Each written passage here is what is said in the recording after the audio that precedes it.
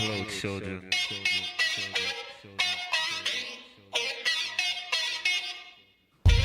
Black Jack Johnson, NYC, ROCKING. Pour moi, le grand artiste de demain, ça reste Opar, mais qui est déjà très connu, malgré sa jeunesse. Il y a JM Robert qui est à Lyon, qui perce beaucoup. Il y a voilà, Julien Reynaud aussi qui est très intéressant, Julien Durix, David et Jérémy Besset bien évidemment.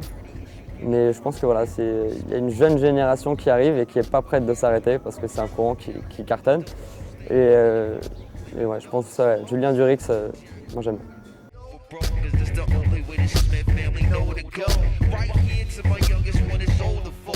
David, je l'ai rencontré par le biais de Jérémy. En fait, voilà, ils avaient leur atelier tous les deux à côté de Cannes. Et j'étais présent sur Montsartou, là où habite Jérémy. Et il avait organisé un dîner donc, avec David, sa femme, Lindsay, la femme de Jérémy et moi.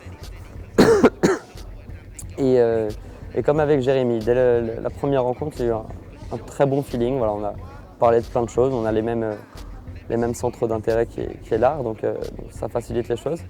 Et puis voilà, on est resté en contact. Je suis redescendu sur Cannes quelques semaines après, on s'est revus, etc. Il faut alimenter toujours les artistes de projet. Donc, je lui ai proposé rapidement un projet de lithographie. J'aimais beaucoup son travail. Et donc on en préparait une aussi avec Jérémy pour la rentrée de septembre. Et voilà, faut proposer des projets aux artistes. Il n'y a que comme ça qu'ils vont continuer à nous suivre, nous en tant qu'agents, et puis à propulser leur carrière.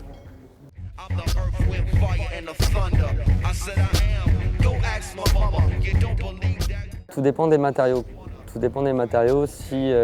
En ce qui concerne ces sculptures, il y a un plus fort coût de production. Donc le prix, la valeur marchande sera forcément plus élevée qu'une toile qui aura coûté tant, qui sera forcément moins qu'un coût de production d'une sculpture.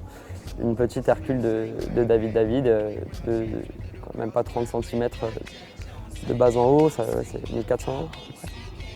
Et il est au début.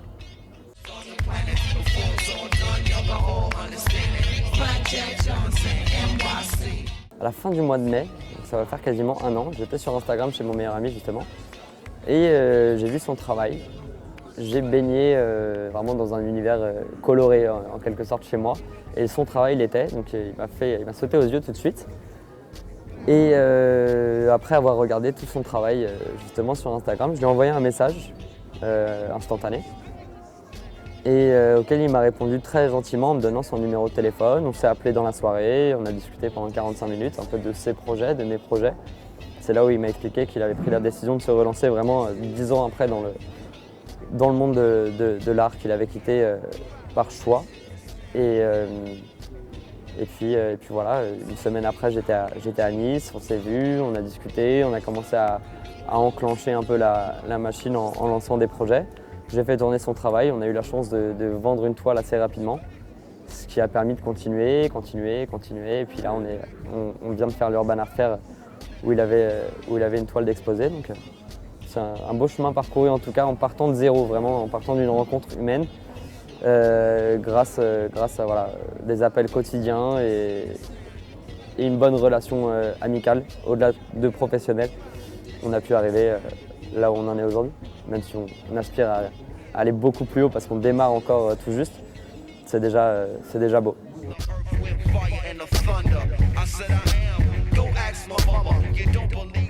Je regarde leur travail sur les réseaux sociaux, je leur propose un déjeuner ou un rendez-vous voilà, sur Paris ou ailleurs quand ils sont ailleurs. J'ai été voir Jérémy à Nice une semaine après lui avoir envoyé un message en lui disant que son travail me plaisait beaucoup. Donc c'est vraiment voilà, première démarche visuelle en quelque sorte via les réseaux sociaux. Et puis la deuxième étape de la rencontre, de voir si le feeling passe, etc. De si ce que j'ai à proposer à l'artiste l'intéresse ou pas.